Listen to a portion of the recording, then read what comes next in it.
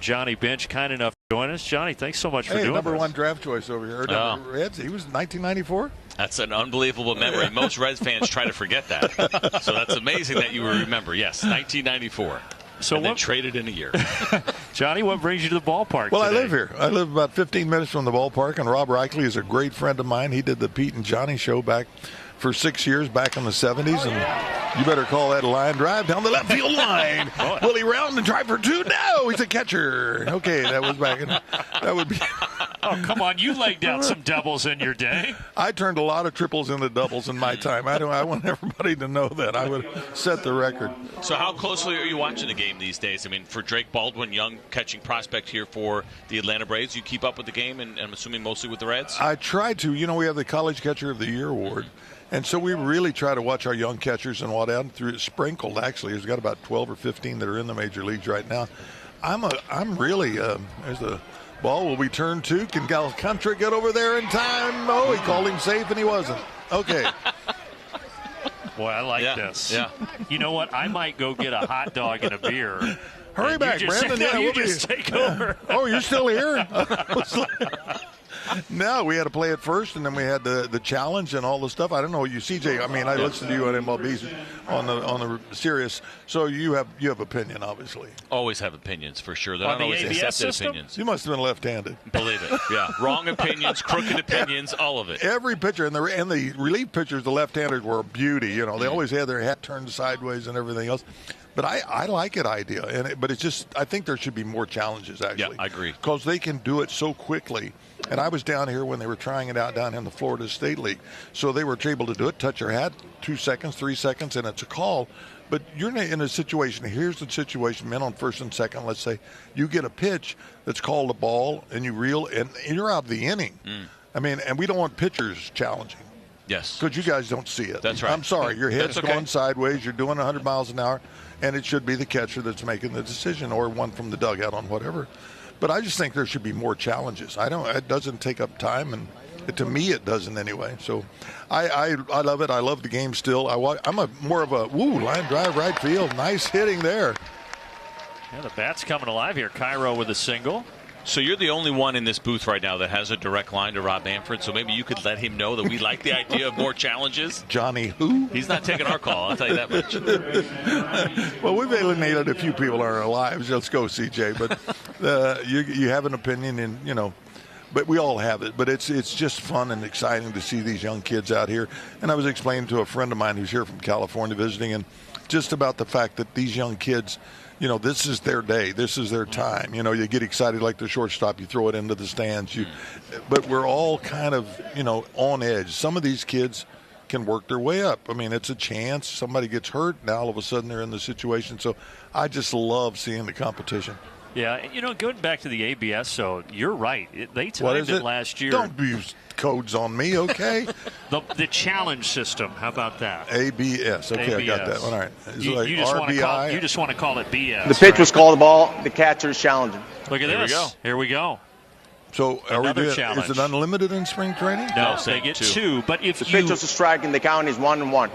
Okay, so if you are successful, you keep that. So in theory, you could have unlimited challenges. Look how close that is. I'd have 43. That's not close. That's right there on the black. Come on. But you're right. It only takes up, they timed it an average of 17 seconds. So that's the good thing. They want to obviously keep the game going, and I think they're doing that. Right. And so far, the umpire's 0 for 2. And, it's beginning for them and everything else. But you just, all of a sudden, you find one streak or one game where the guy misses 6 pitches. And it, like you said, it's right there on the edge. It's 1 inch to or one way or the other. Well, I think Major League Baseball, Rob Manfred, they're very in tune with the fans, right? And it's divided. The younger fan likes the sped-up game, the challenge system. Some of the older fans, the purists, they like the human element. And I think they're trying to find that balance. Well, where are they going to go?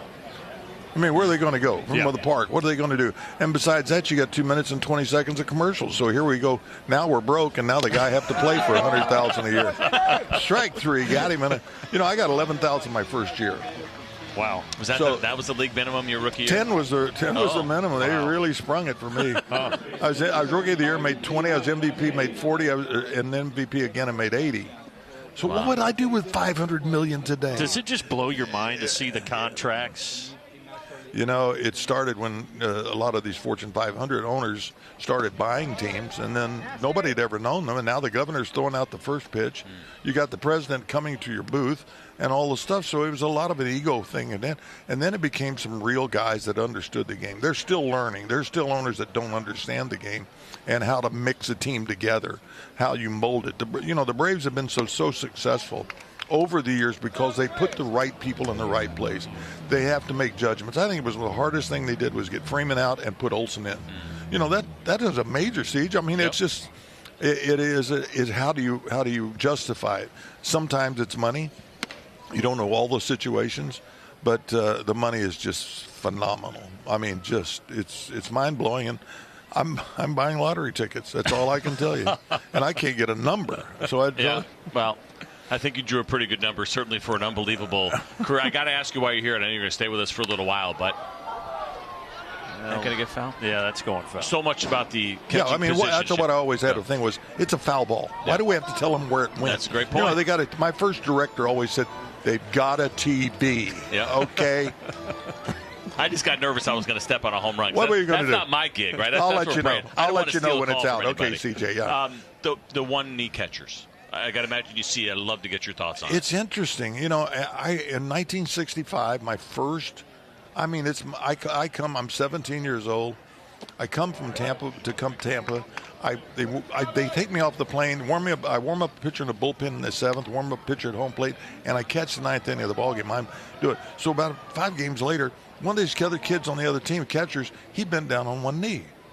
I thought that was cool. Yeah. So I'd never done that because I really was a pitcher all my life, and I got down on one knee. I got back to the dugout. Cactus Jack Cassini, my manager, ripped me up one side. That makes you look lazy. You cannot do that anymore.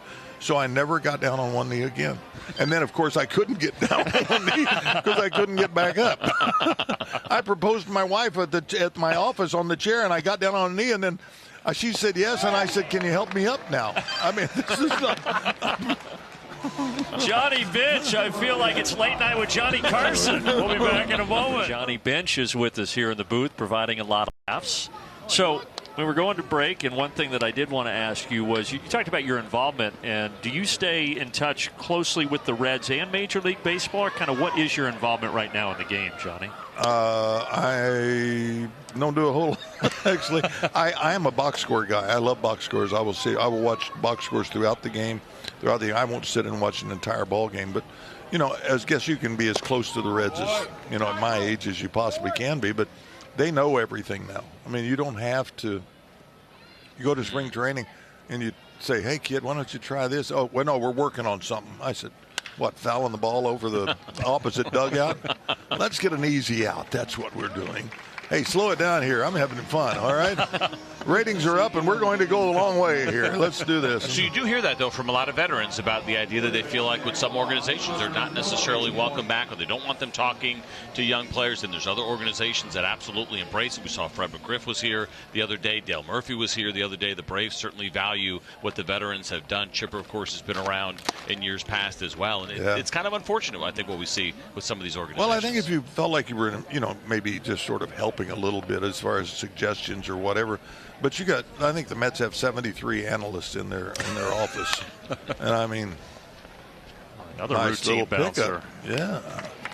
Well, Ian, nice going. I was going to watch him. I want to watch his mechanics. You watch mechanics a lot? A little bit. I think I try not to overdo it too much and trying to find, you've done it in television. What's the balance there of what, fans like to when they're listening? Yeah. What do they like to hear? What actually works on television? And there's so many different unique guys now, too. There was a time where, I think you certainly heard it from pitching coaches over the years, where a lot of it was trying to get guys to look somewhat similar. You got to fall in this spot. Your arm shouldn't be here. Where now I think they're more open to anything, where guys do some things that I don't think would have been allowed during your generation. Yeah, I mean, great Cal McClish, who was a pitching coach and a pitcher in the Major League, he always looked to whether you got the ball out of the glove in time. Because if your arm trailed, then you were always late, how your stride was. I mean, this kid came back pretty good here. He got it rusty on the first inning and got it, and gosh, 1, 2, 3 guys, and ratings are going to go down. No, that just means we appreciate you spending an inning with us, Johnny. It's accurate. Thank you so much. Christopher.